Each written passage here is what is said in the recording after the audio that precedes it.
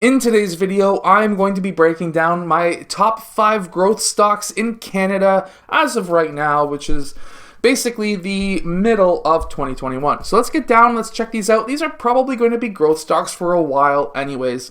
So let's check these out. The first stock I'm going to be looking at is Shopify. It's been a growth stock for a very long time. Their stock price has just absolutely ridiculously exploded, and I think that's going to happen and continue over the next little while, especially with more and more companies and stores going online. It's basically a very simple platform to be able to create your own store online, and I think that Shopify in Canada could be a massive continuation of a growth story. eBay in the States as well might be a massive growth story if you're looking at American stocks, but for Canada, Shopify, it's on the US market as well, and its average volume is a couple 100,000 shares per day. And at the time of recording this video, it is up 3%. So, of course, not that bad, really, if we really think about it. Its earnings per share is 15.57, and of course, its PE ratio is quite high at 84.44. This is a very high number. I always like to invest in companies that are below 20, but when you're looking at growth stories, usually the PE ratio is going to be a bit higher and a bit inflated. Its 52-week high is $1,900, so it's had a pretty drastic pullback. It's $600 away from its all-time high, $1,300 right now, but the whole tech sector has been getting hit by people selling. Now, with its 5-year chart, when we really look at the 5-year chart, we see that, of course, this has been growing for a while, and it had a small dip from coronavirus, and it dipped down and had that double bottom at around $500 per share.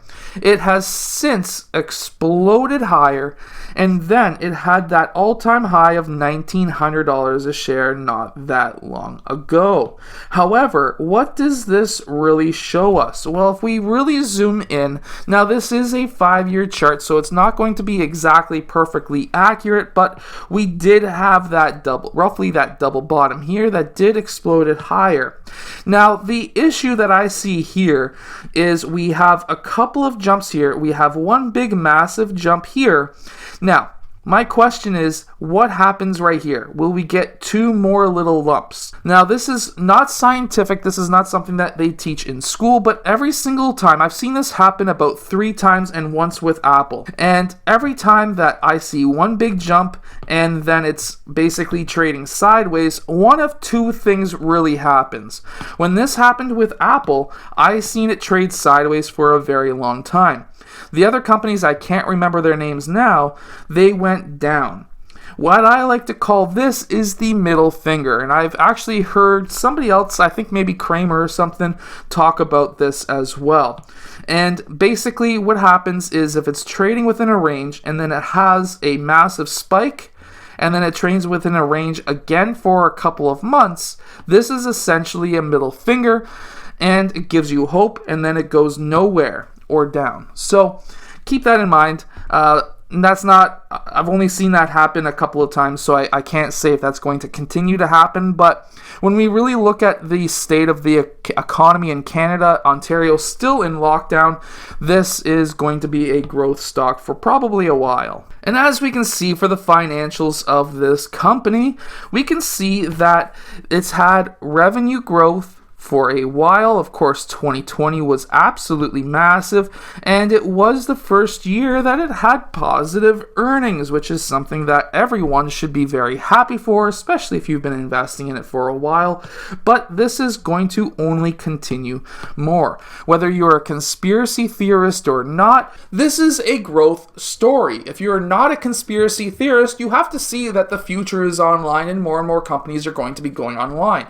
Meanwhile, if you're a conspiracy theorist, you're thinking that the whole entire world's going to be staying in lockdown for years and years and years to come. So either way, whether you're a conspiracy theorist or not, this is a growth stock for you to possibly check out and look at and really do research on and see if it fits your portfolio. Now, the next company is Canopy Growth. Yes, weed. Thank you, Trudeau, for legalizing weed.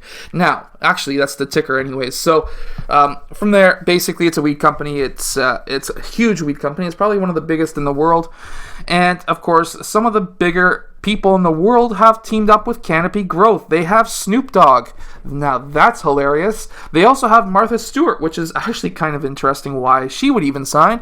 But she has signed with Canopy Growth for weed products for dogs, cats, animals, pets, things like that. Meanwhile, for Snoop Dogg, it's just to get high and probably get free weed from them.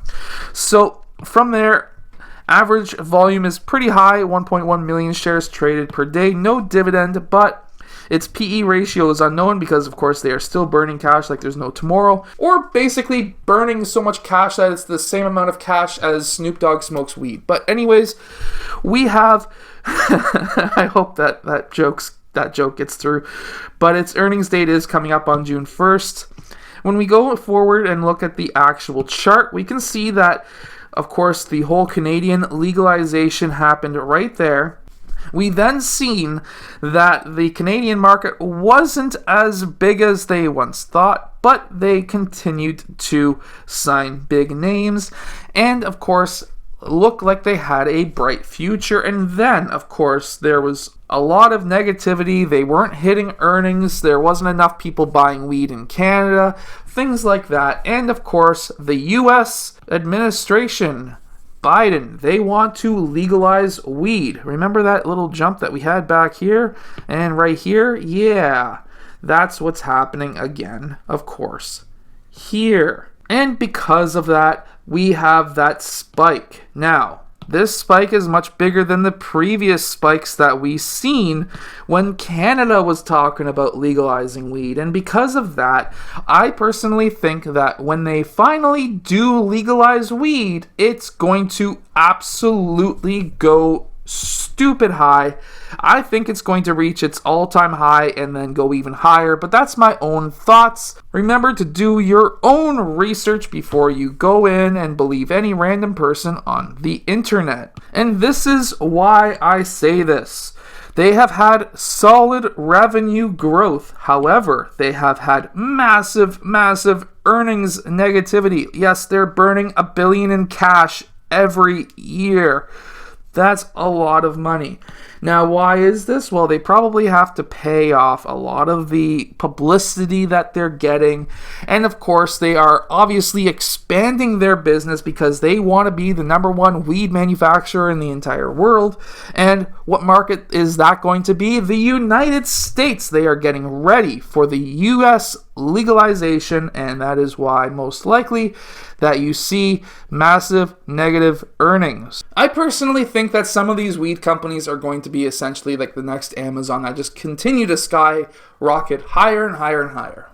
And then one more weed company is Aurora Cannabis. This is going to be another big mover over the next couple of months once, of course, legalization happens in the United States at a federal level. They are trading at a massive 10 million shares per trading per day. And, of course, this one does have a solid history as well.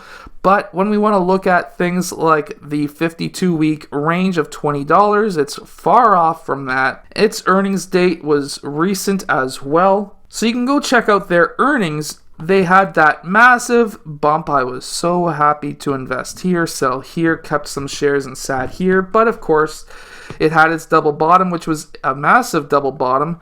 But, of course, it did go up, but it fizzled off just like every other single weed manufacturing company. However, it hit an all-time low of like a couple of bucks. It did jump, not as high as I thought, but it did jump. And now what I think is going to happen is eventually over the next couple of years, it's going to revisit those $100 highs. But again, that's going to be quite a few years off. So if you're interested in investing in something like this, if you can afford it, buy 100 shares, hope for the best. But this is a multi-year story that may or may not ever happen. So you have to really be careful with these stocks, at least most of them. Now, this next growth stock is actually quite interesting. This is not what you would normally consider a growth stock, but it's literally the biggest grower that I've had over the last couple of months, so I had to include it. This is BMO, Bank of Montreal. If you're Canadian, you have to own some banks. Believe me, you're forced to pay them all the time, so you might as well just get your money back by investing in them and getting back your dividend. But anyways, 2.8 million shares traded on average every single day. It does pay a dividend of 3.5%, which is nice because, of course, when you're paying those bank fees, you can at least get some of that money back. But I would suggest always trying to save up enough to be able to keep that money in your bank account so that you never have to pay bank fees, because believe me, if you have to, for example, for myself, I think my bank fees should be around $30 a month as long as I don't keep over $5,000 in the bank. And then when you actually keep over $5,000, you don't have to pay $30 a month, which equals out to be about $360 a year, which is like 7% on 5,000. So, or roughly around there. Let's see. What is $360 divided by 5,000? 7%, 7.2%. So you might as well try to save up enough money to keep it into your bank account so you don't have to pay those fees. Now, when you're looking at the 5-year chart, as you can see, did absolutely nothing for many, many years. Whenever banks tend to do this, that means that there is nothing happening in the economy that's positive or negative, which means that there is going to be a downturn. Of course, this was an artificial downturn. I call that artificial because there was really no big financial crisis other than the fact that there was a worldwide virus. So this is kind of scary considering that we are due for a real financial recession. But again, this may have just sped up the process and we're back to growth. Who knows? But if that's the case, we are back to growth at least temporarily. And of course, they do improve the dividend. We can see year over year that they do improve and grow their dividend. Of course, right now they're kind of stuck at that $6 mark, not because they're having financial issues, they're crushing earnings. It's just because the government's not allowing them to raise their dividends as of yet. Which means to me that once they are allowed to raise their dividends, it's going to be a massive raise on dividends. It's not going to be a simple 2 or 3 cent raise. It's going to be massive probably, because of course, whenever a bank, it's not like the 2008 crisis where the banks just were not making that much money. They are making a freaking killing right now, and because of that, their earnings are huge. As we can see here, they are doing very well when it comes to earnings.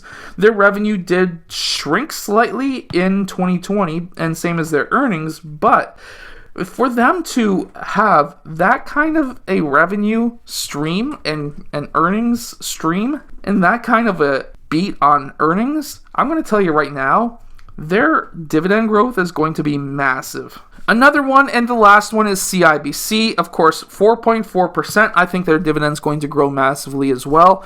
They have 2 million shares traded on average every single day. Their PE ratio is 14.5. And of course, when you look at the 5-year chart, they really did nothing again, just like every single bank for a while. And then they have had, of course, their massive growth spurt ever since the coronavirus basically bottomed everything out. And then we found out, oh, it's not too bad. Then we found out, oh, the banks are making a killing still. And now it's just, well, now they're a growth story. So we're going to continue to just basically pile on the cash and give it to these banks. And that's why these are my picks for my top 5 growth stocks right now. I hope that you've enjoyed today's video. If you have, hit that like button and subscribe, and I will see you guys again next time.